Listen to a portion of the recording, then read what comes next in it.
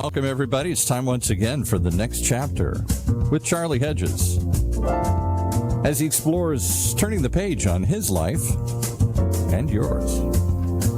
Hey, Charlie. Hey, Paul. On our show today, we chat with Ben Keesey, the Development and Partnership Director for Richard Rohr's Center of Action and Contemplation. Now, before joining the CAC, Ben was CEO of a charity called Invisible Children, a remarkable organization whose mission was to save the lives of children in Africa who were being abducted, turned into child soldiers, or sex slaves. The numbers are shocking. We are talking about more than 30,000 children in Uganda, the Congo, and Sudan. Now, I'm just going to offer a couple of statistics so you can understand the size and the scope of Invisible Children. Over this period of time, they were going after this leader of a rebel army, Joseph Kony. They raised $50 million. They created video proclaiming their cause against that warlord that was viewed by 100 million people in 6 days. They built 6 schools, and they also went to D.C. several times and got a law passed that was signed by President Barack Obama for the protection of African children. Today, we will talk about Ben's work, his personal transformation, and his impact today at the Center of Action and Contemplation. With that, let's bring on our special guest, Ben Keesey. Ben Keesey, welcome to the next chapter with Charlie. Charlie, good to talk to you. Yes, I'm so looking forward to today. You have such a fascinating story that we have known each other for a few months, and I never had any idea of this story until you told it to me just a couple of days ago. Yeah, I'm excited to go over it with you. There's way more than we could talk about in an hour because it represented 10 years of my life and about 1,000 or a couple thousand other people's lives. But it's a real joy, and it's been lovely to meet you, Charlie, so thanks for having me on. Thank you. Yeah, I wanted to tell our audience we met at a CAC donor retreat for a 3-day retreat. I believe it was last April. Is that right, April? That's correct. It was April, and as I stated, although we've chatted about your role at CAC, we have never talked about your life before, and I'm really excited to do that. Today, we want to go down deep with your personal story. Let's begin right with the nitty-gritty. Ben, tell us about Invisible Children and then your rise to the role of CEO at age 24. Yeah, I'll give you a bit of my life story. I was born at a very young age. Joke. Steve Martin, I believe, started that one. I was born in San Diego, California, and early on in my life, I had quite the simple dream of becoming a rich guy. I hate to say it, but that was a lot of my ambition. And why do you hate to say it? That's the American dream, bro. I know. Okay. I'm just teasing my younger self. So I went off to UCLA, studied applied math, management, accounting, started interning with JP Morgan in the corporate investment bank, and then had this really life-changing encounter. This is 2005. 3 friends of mine from Southern California had animated documentary film called Invisible Children, and they brought it home. And I got invited to their friends and family screening. So they had taken some money. They just graduated from film school. They went on this multi-month documentary trip to the southern part of Sudan. They met this incredible Ugandan woman named Jolie who said, let me show you some of this phenomenon at the time called night commuting, where northern Ugandan children, the fear of abduction from a rebel group called the Lord's Resistance Army, had a fear of abduction, would go and sleep together at night in these downtown city centers, like all huddled together, like strength in numbers, but by the hundreds or thousands, like bus stops and whatnot. And it was, at the time, the UN called it the most neglected and forgotten humanitarian emergency in the world. So these 3 friends of mine make this very powerful 50-minute documentary. They bring it home. I go to their mirror screening just for friends and family, and was so moved that guy that I played high school water polo with, instead of working at JP Morgan, was stomping around Uganda and Sudan at the time and coming back with this powerful story. thankfully, they were very generous, and they said, they were just very invitational, and they said, we need help. So I signed up to be a volunteer on a 2-month trip to Uganda in 2005, thinking that I would then go back to my little beginning corporate finance job. And 2 months spending time in and amongst this active conflict zone really was life-changing. In every way. It broke out of so many of the bubbles and stereotypes that I had of my ability to help, quote unquote, the humility when you actually engage with a situation that's this difficult. You see quite quickly how limited your means are. Then partnerships with a lot of the leaders. We came back from that trip in 2005 with a real plan to take it from being a film project to a full organization, and to use then film and storytelling, connect with an audience here in the United States and in Canada and across really the world, connect with folks, raise money, raise awareness, advocate for policy to eventually try to make a difference. So yeah, you're right. We essentially started in 2005. We grew it very quickly. Organization went from the first year $200,000, the second year $2 million, the third year $6 million, the fourth year $8 million. So as a young leader, growing a nonprofit, growing an international charity is very similar to entrepreneurship of any kind. You're struggling with all the challenges of setting up systems and hiring a team and having the balance between creativity and policy. And in our case, what made it so incredibly challenging is we're responding to a real-life active conflict in which people living in Uganda and then eventually Congo and Central African Republic, lives are on the line. So we operated with just a ferocious tenacity and of youthful idealism, and I think an appropriate response to the emergency of the situation. But as a young leader, yeah, as you referenced, it's a very difficult growth path to navigate. Didn't know how to make the right decisions and how to take the right steps. Oh, yeah, we need to, you know what I'd like to explore? We have a few minutes. I'd like to explore a bit about the cause, and then I want to let our audience know the reception that you had to your efforts.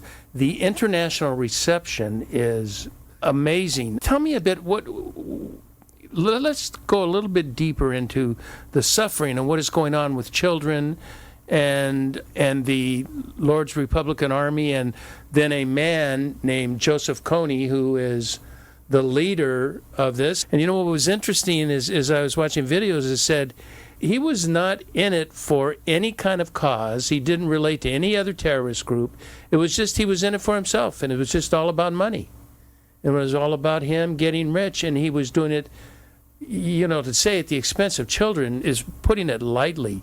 Tell us about the children and what they were going through under this regime of Joseph Kony.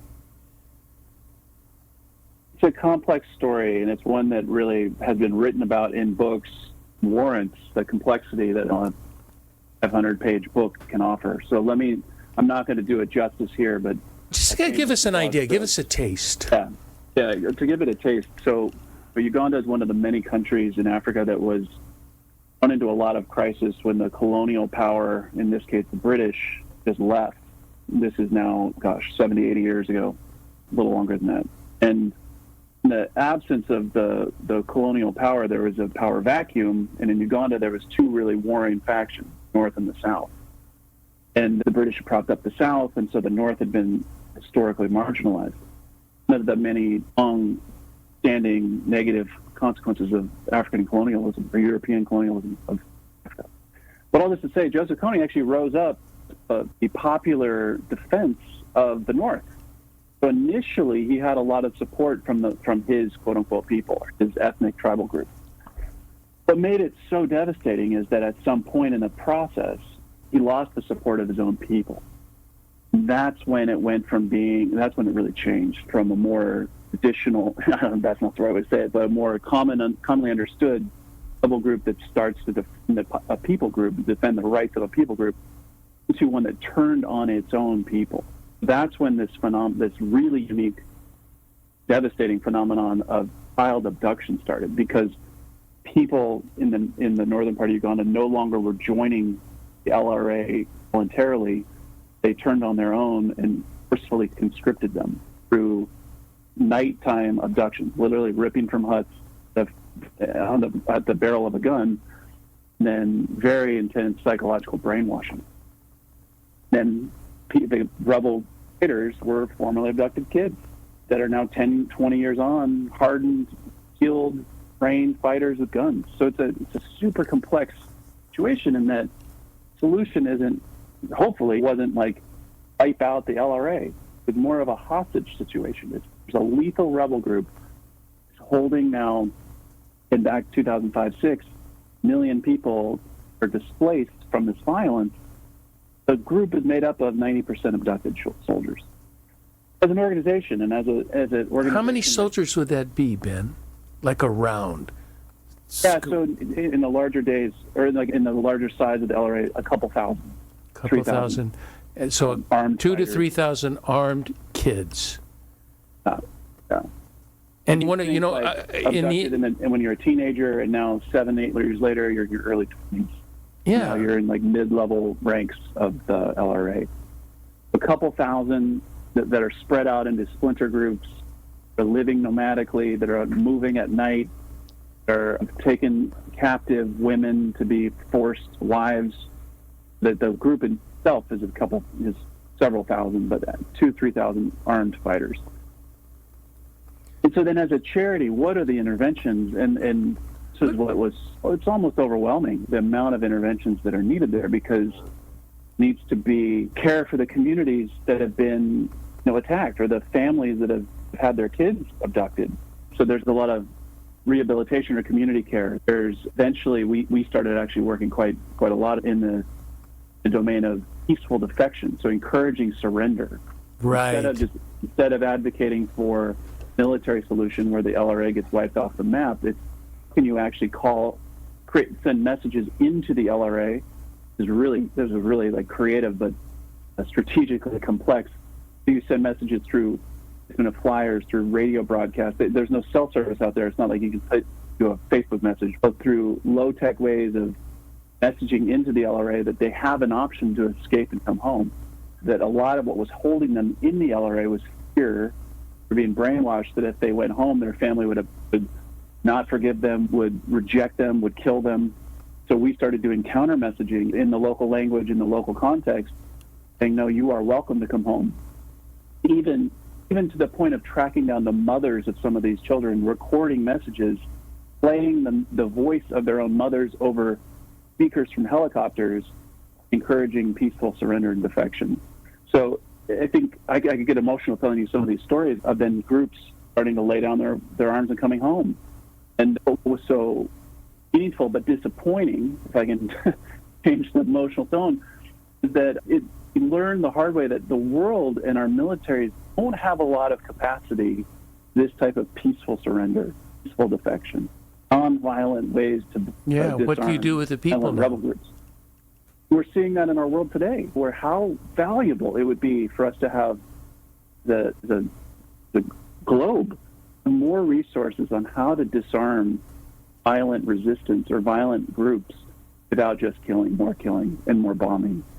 So that's what a lot of our interventions with Invisible Children. It was everything from rehabilitation of formerly abducted kids that had gotten home safely, encouraging more peaceful surrender and defection, encouraging safe early warning networks amongst vulnerable communities, and then supporting long-term rehabilitation efforts through funding of schools, the rebuilding of schools, the funding of mentors, and on. So we were unique in that as a charity, we focused on this one issue, one problem set. There's a lot of international charities that, in my opinion, it's very hard to make a difference in one place. A lot of international charities are working like halfway around the world. So we worked on this one problem set across what started as one country and then expanded into 3. 10 years while I was there, and then this day, Invisible Children is still doing it. In the films, I saw two films that you sent to me that I'm going to put on links so people can watch them, and I highly encourage our listeners to watch these YouTube videos. They're just incredible. And when you talk about brainwashing, it's not just the brainwashing is severe of these children, and it seemed to be include an aspect of fear for their lives. They responded as soldiers because they were fearful that they could be killed. And a couple of things I took note to, one of them, to demonstrate allegiance or loyalty to this movement, many were asked to kill their parents. And that's shocking. That's how you're going to prove. And then how do you live down the shame of that?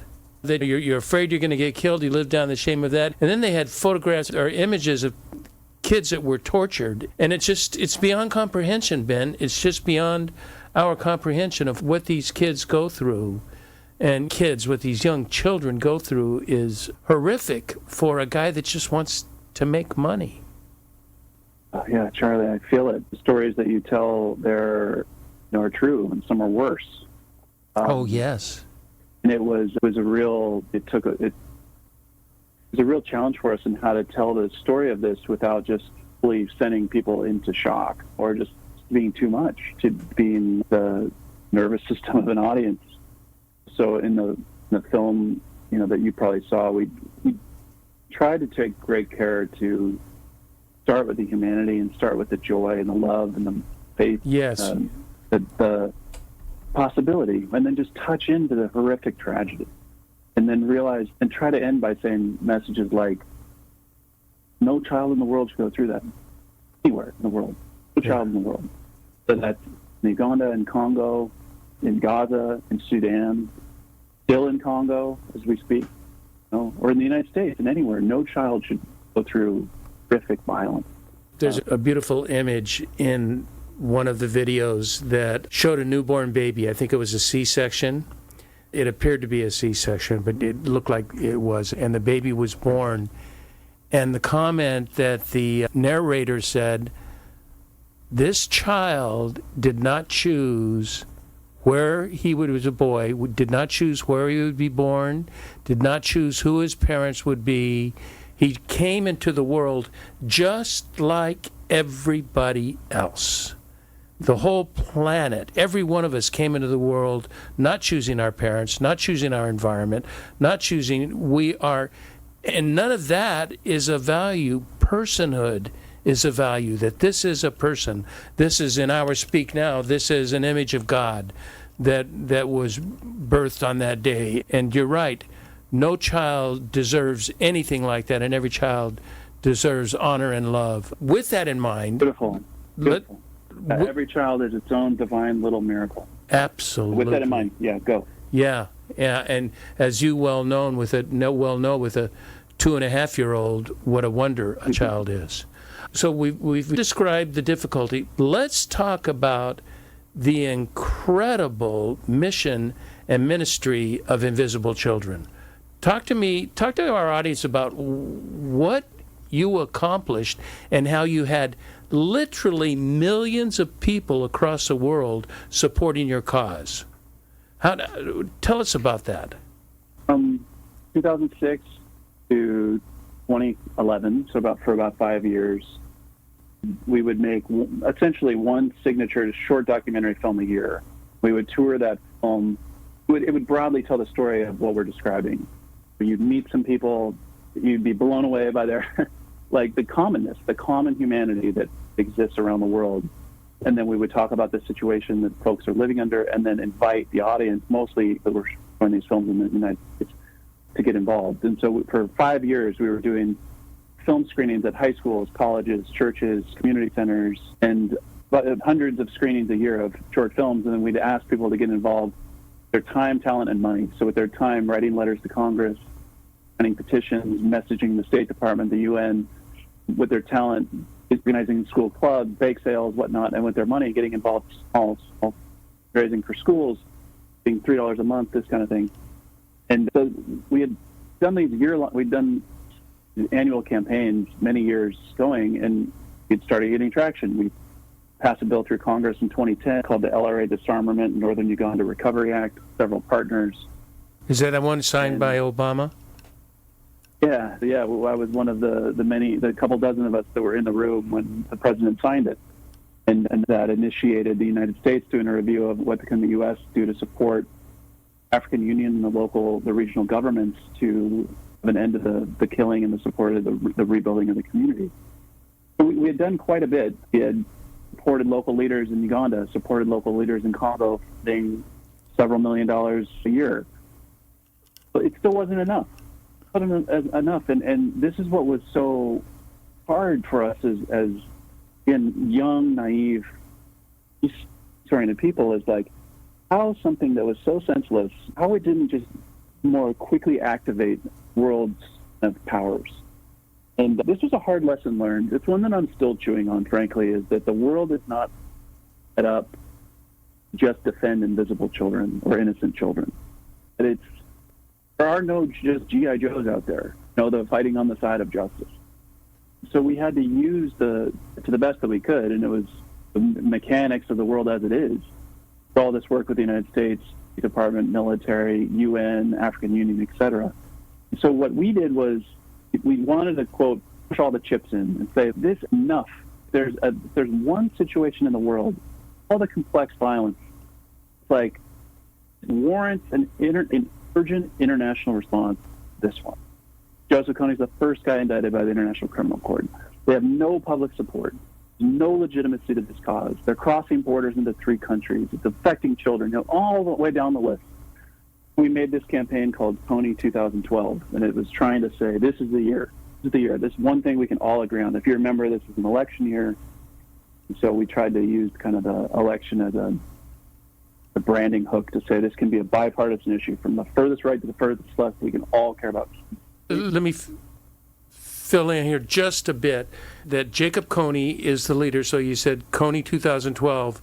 But your objective was an odd objective in that you wanted to make Kony well known, but you didn't say he was a bad guy. You just wanted his name to be known. And then after everybody knows his name, or so many people know his name, then you say, let us tell you about the guy we've been talking about.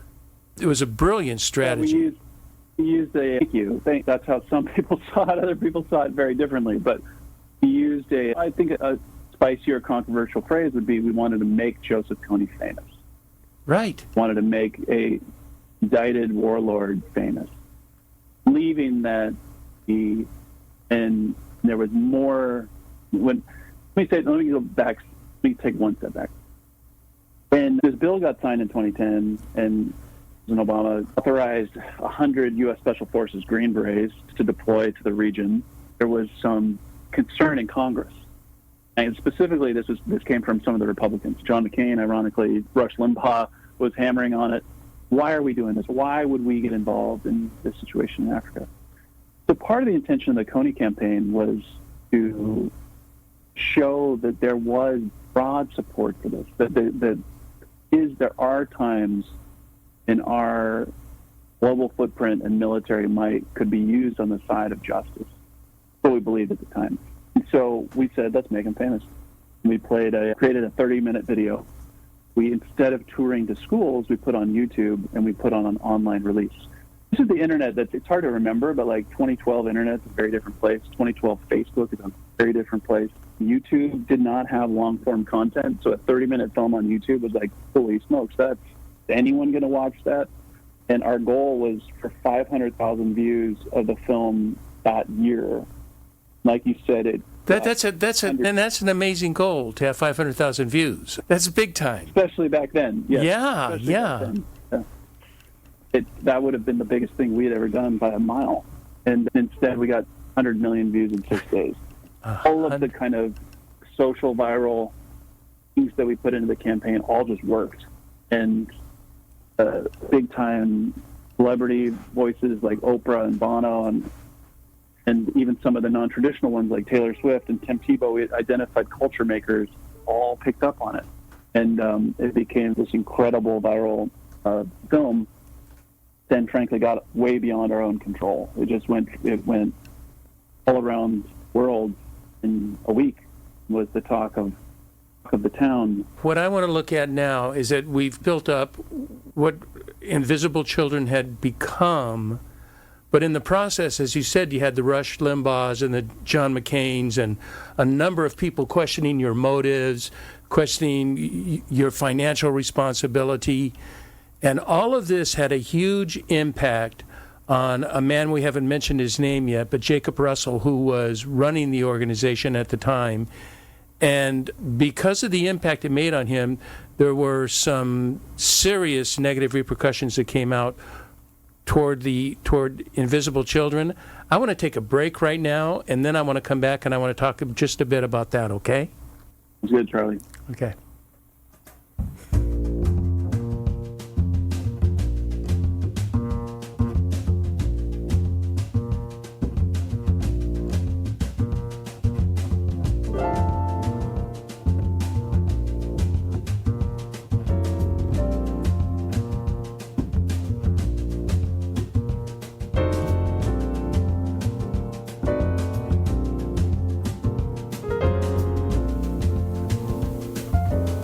Hi there, this is Charlie Hedges, and you are listening to one of my favorite interviews I feel like I've ever done is with Ben Keesey, and who is a director of participation and development at the Center of Action and Contemplation. But we're talking about his time a decade ago, or maybe more like 10 or 15 years ago.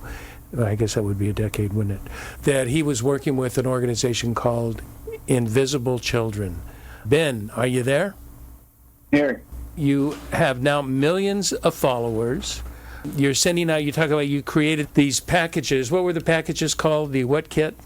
Created an action kit. An action kit for people to follow through and follow you. And you sold 350,000 of those, and you were ready to sell 10,000.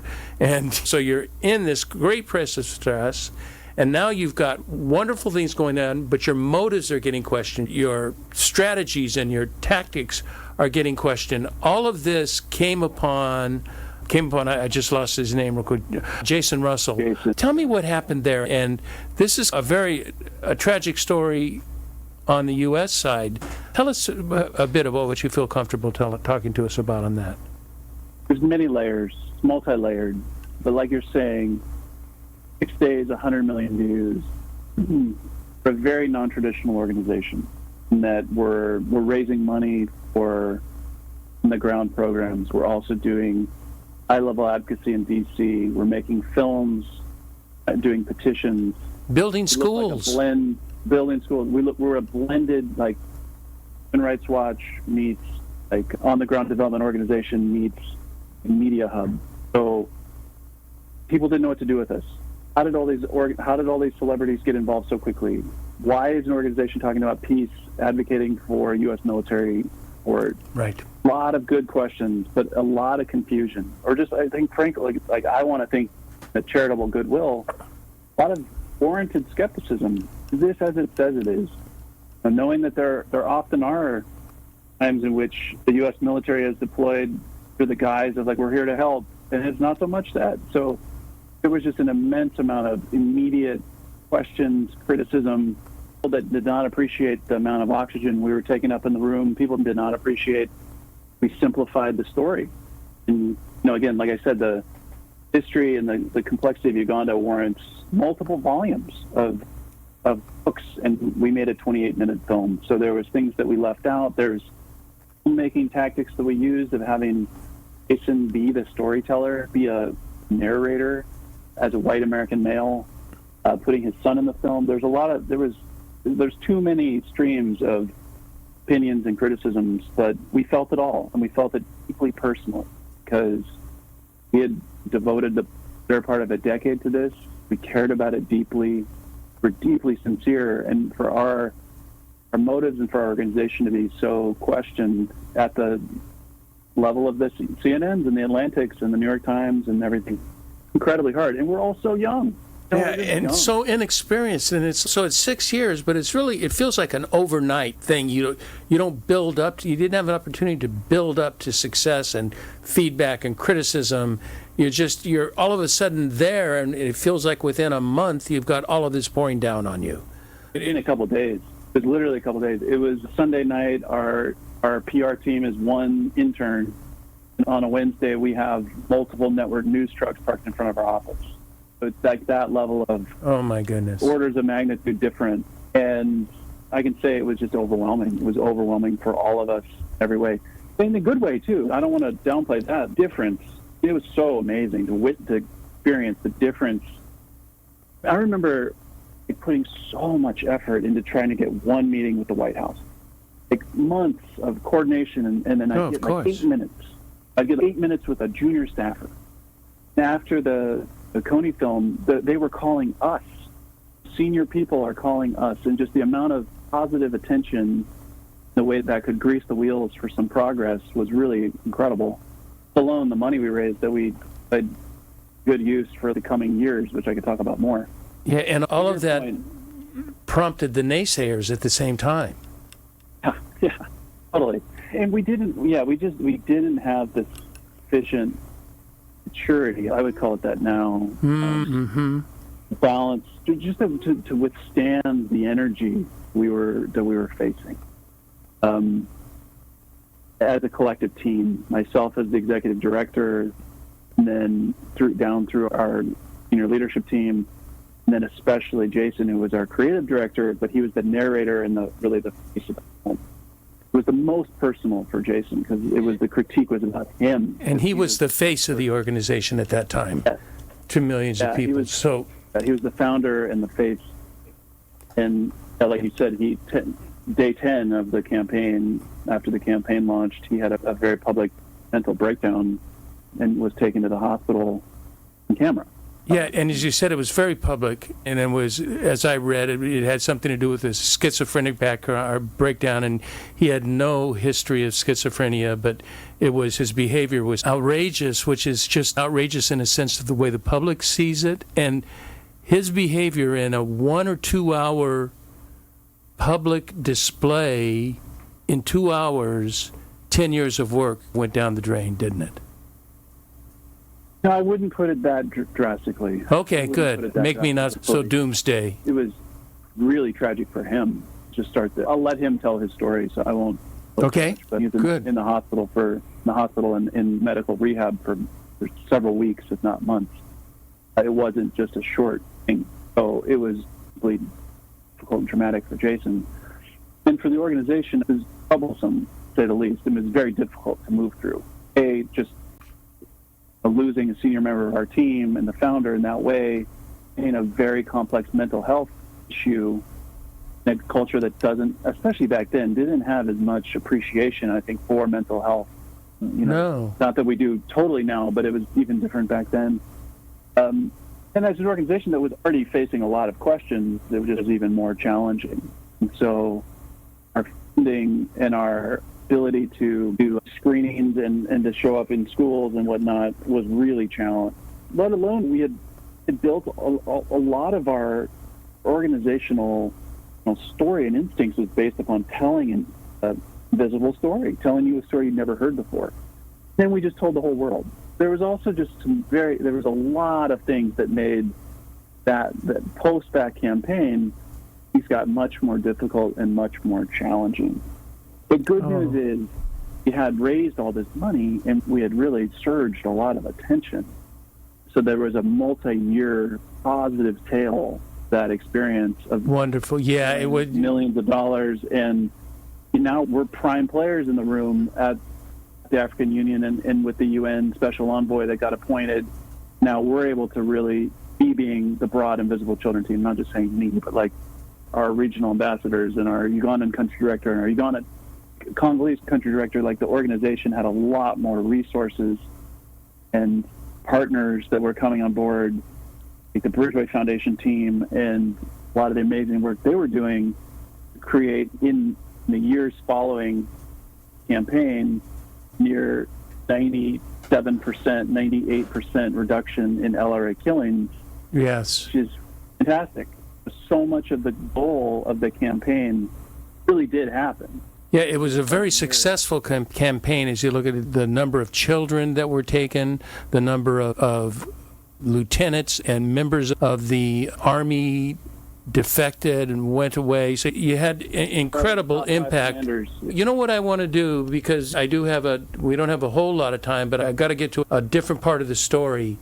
And through this, and correct me if I have this wrong, but through this, you had to prepare the organization for no longer existing. You had to get all of that was up to you as CEO because of the negative press, because of all that was happening, the organization couldn't last. So you had to find the end of this. And that was on you. I know you and your team, but the buck stops at the CEO. That's on you at that time. That had to have a tremendous impact on you personally, Ben. Thanks for asking, Charlie. Yes, to put a stamp on what you were saying, because I just am so grateful for the 3.7 million people that signed the pledge, all the people that watched the video, donated money, bought those action kits, wrote to the member of Congress. Just hundreds of thousands of people went home that were displaced from the LRA violence. Hundreds of women and children came home from captivity. 82% reduction in attacks, multi-plus% reduction in killings. It had a huge impact. Oh my goodness, amazing!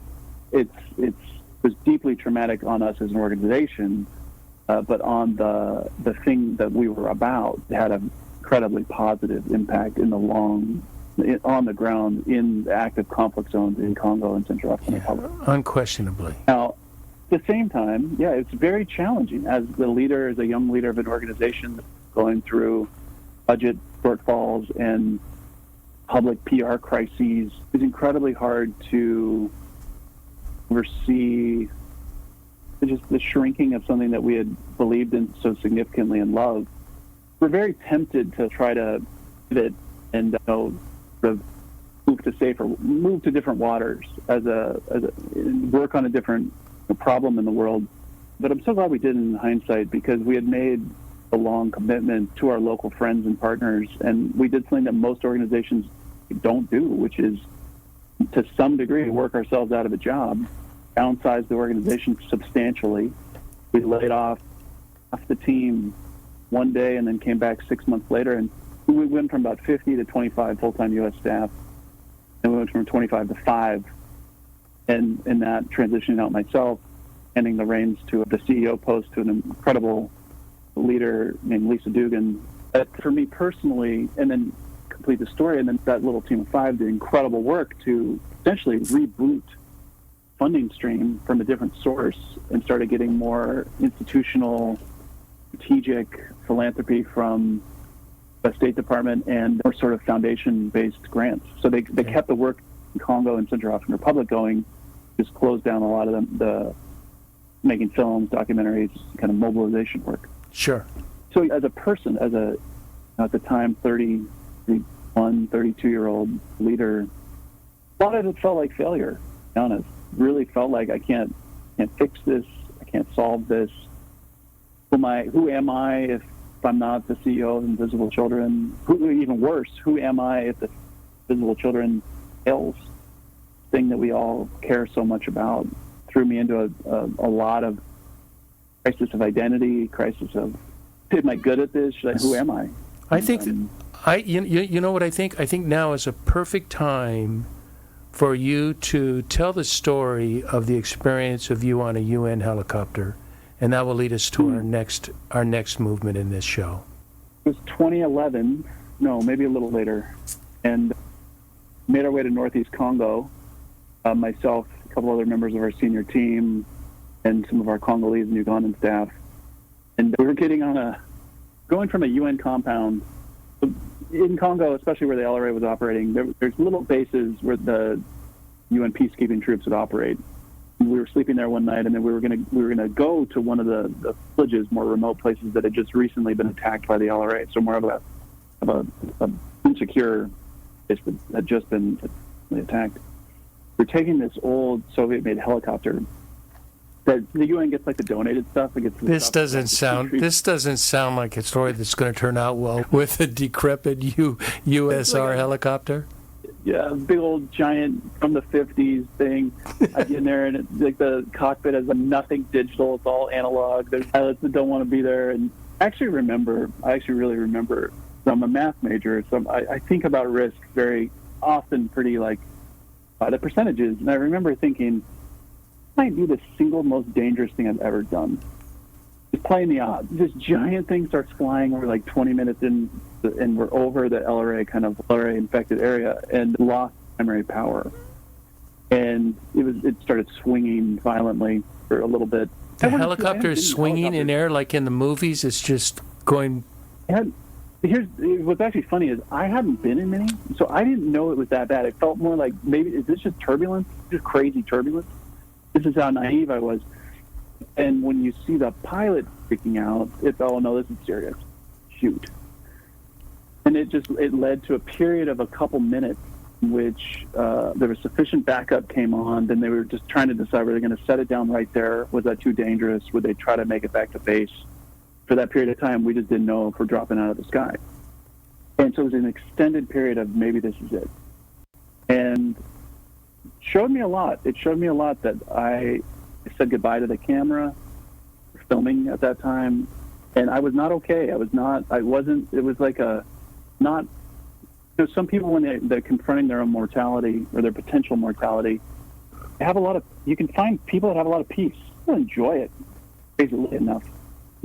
But I was terrified, and it showed me I was not at peace with this being the end of my life, that I needed to do real soul work around my own spirit, because that day is coming for us, whether it's today, tomorrow, 10 years, 20, 50 years, that is coming. And I now see it as a real task for myself, for all of us, live in a way to have spiritual life, a faith, a practice, an orientation that can trust even at that point. I know I hope it doesn't come for a long time for you, for me.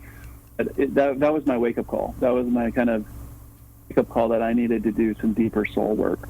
Yeah, you said you realized I'm not ready to die. Let's fast forward.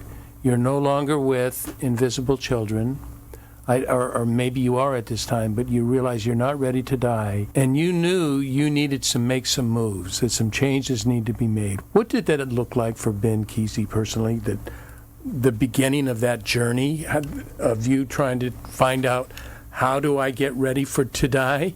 In the last year or two of Invisible Children, I had an executive coach I'm deeply grateful for, who helped me work through some of those questions for the first time. It was the beginning of what I would call inner work, rooting around and where is that fear?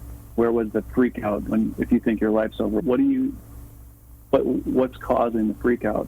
Or what's the source of it? And my executive coach helped me with that. I had another friend and mentor named Tom Shadyac who really helped me with some of that.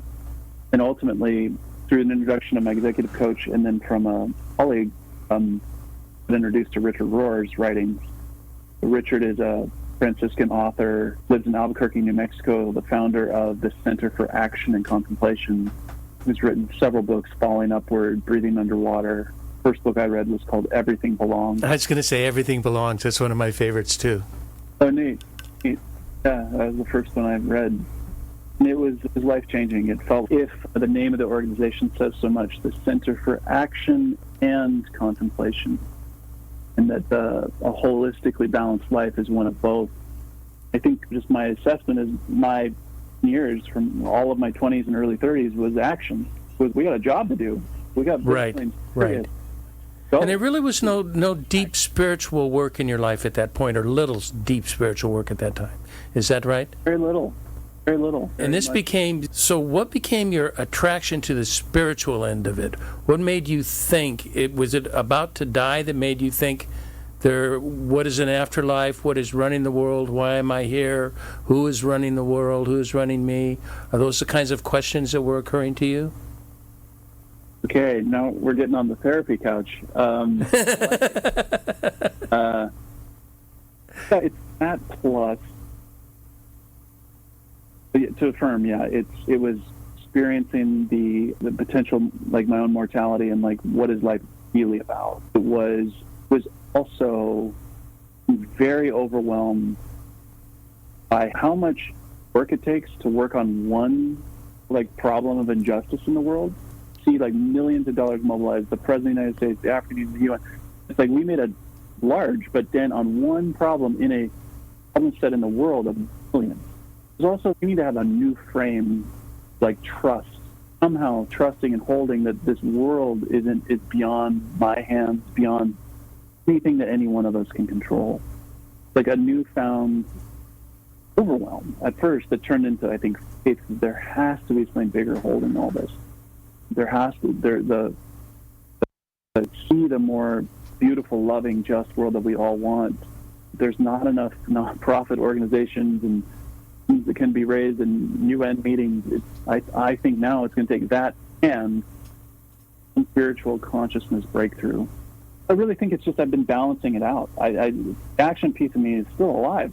I want to see every kid. I want to see justice and peace in this world, and I want to be a person of justice and peace. Tell us what it means to be an Enneagram with that in your mind, in the back of your mind, with action and doing a job. How does your Enneagram 3, what story does that tell you in this context? Charlie, do you know the Enneagram? Do you want me to explain it? No, you can just, I'm thinking of our time limits here, and we don't have a whole lot of time. So just Enneagram, maybe just a couple sentences on Enneagram, and then I think it's really important, the bottom line of Enneagram 3 and how that impacted your life. The Enneagram is a tool that helps you identify some of your root motivations. What's driving you? What's your primary energy source, primary strategy to be a worthwhile person? Mm-hmm. My way of describing it. Mm-hmm. Rohr has written books on it. If you're interested, Google Richard Enneagram. There you go. But for me, as an Enneagram 3... And there are 9 iterations of Enneagram, right? 9 types. 9 go types, by the numbers 1 through 9. Right. You can usually pretty quickly self-identify, or you can take tests that can help you, or you can meet with someone. Oh, yeah. I've loved doing it. You find your number and type, it usually lands because it's, oh, wow. And then for me as a type 3, our method or our strategy to feel worthwhile in this world is to achieve the admiration of others for doing stuff.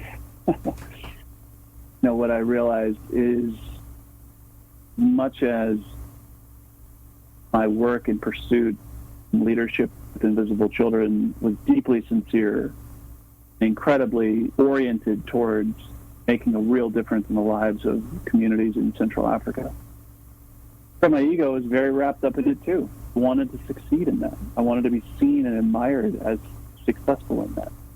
I wanted the ego acclaim of that. I didn't know this at the time. As I'm reflecting on it now, so when Invisible Children is struggling, when my work looks like it's hitting the deep ego identity of I'm a successful leader, I'm a successful person, what are other people going to think of me? And that's why I'm so wish as a young person. I mean, it's like I still am a young person, but the wish that I had... For me, you're a young person. At 40-something, you're a young person. I know, but I wish that I could still have known some of that. Not that it would have made it easy. I think it would have made it I think I would have been a better leader. Well, it would have been different. It's hard to say. I have to encourage you here. My encouraging side as an Enneagram 7 is that you were given a hand of cards that you had to play, and you had to play them with the intellect and the background and who you were at that moment, and you did a hell of a job doing that. Now you're looking at, there's some other drivers in me, and so you are in the process of becoming a different kind of person. And that has no reflection on who you were at that time, because Ben, you were a fiercely compassionate, caring person that wants to do good in a broken world. And it sounds to me like, here I'm summarizing your life, it sounds to me like you had to die to the ego so you could come alive to a greater self, to a self that's a part of something bigger. It really resonates. Yeah, that resonates.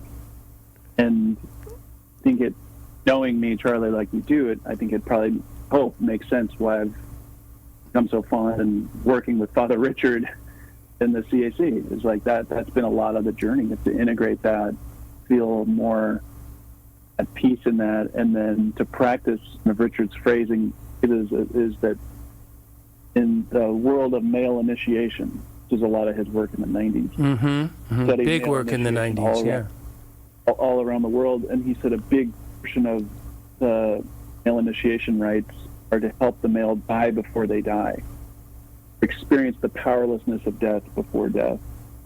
That's a deeply meaningful and important part of maturing journey, and then ultimately the spiritual journey. Be able to have the depth of faith, the consent to even your own death is like, oh, it's like one of my primary goals in life. So funny to say it that way, but now when I meet people and I'm around someone like Richard, who is 82, he's gone through multiple types of cancer, and it's just so clear, and I've known him on such a deep personal level that he's not afraid of death one bit.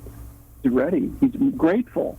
Every time he talks about it, God has given me more than I could have ever asked for or imagined.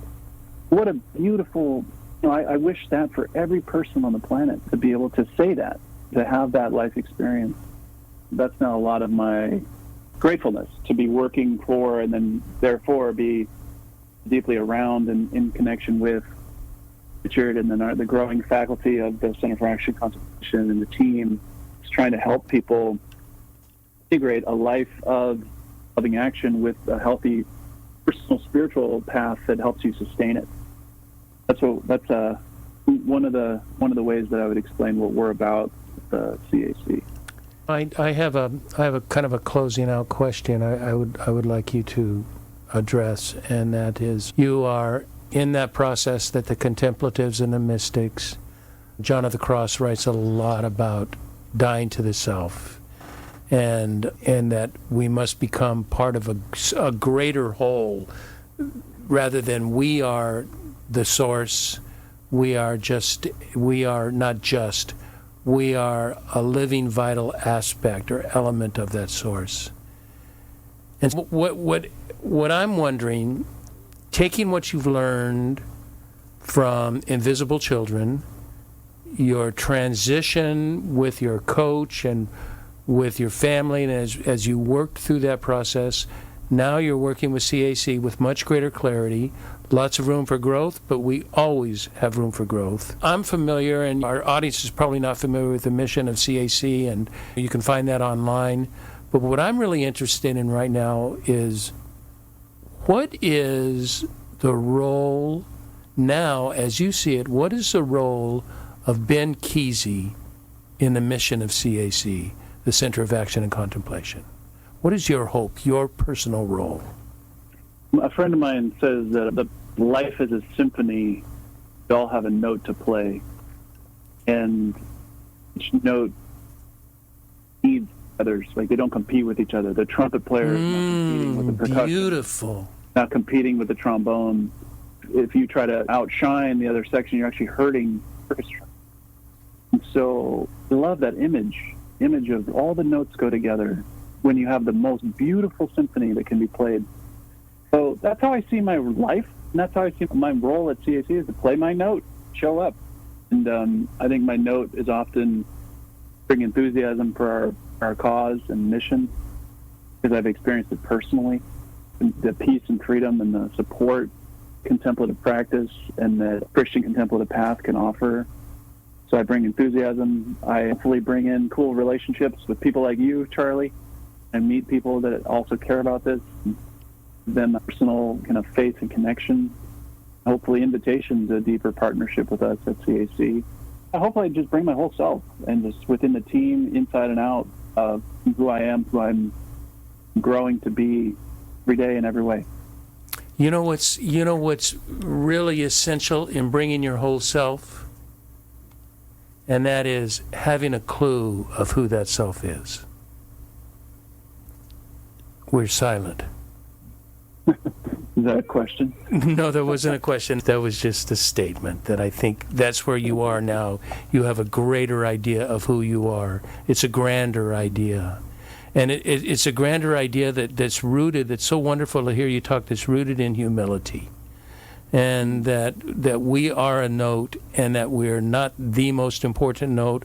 We are an essential note, as are everybody else that we know. Yeah, that's what you're. I see it. Mm-hmm. That's what you're doing. Ben Keesey, thank you so much for spending extra amount of time with me here today. Chatting with you is always a delight. Charlie, it's a joy. I'd be remiss if I don't make one baseball reference.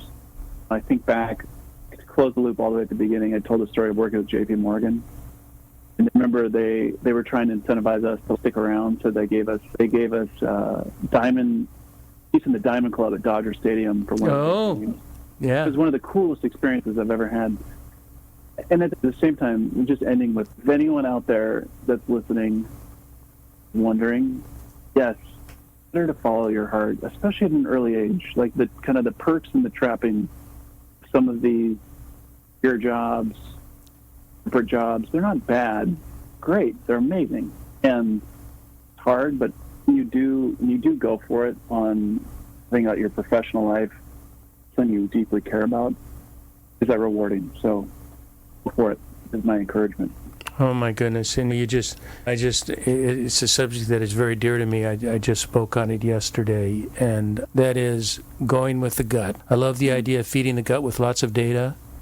Then after you fed all the data in, then you ignore the data and go with whatever your gut is saying, your intuition, your internal gyroscope. And that is the choice that you have made. And you've made those choices. You made those choices with invisible children. Now you're making those choices with CAC, and you're impacting the world, my friend. Thank you. Hey, Charlie. It's a joy to talk to you. Appreciate it. Okay, and I want to let everybody know in the show notes, I am going to have links to the videos that I'm telling you, you really want to watch these videos. They are wonderful, and they are so moving. And you're ready to join the group that's not there now, but it was the 2012 group. The 2012 group is not there, but it shows you the power of love and care and intent and compassion. Okay, I want to thank everybody for tuning in to the next chapter with Charlie. And until next, this is Charlie Hedges signing off. Bye for now.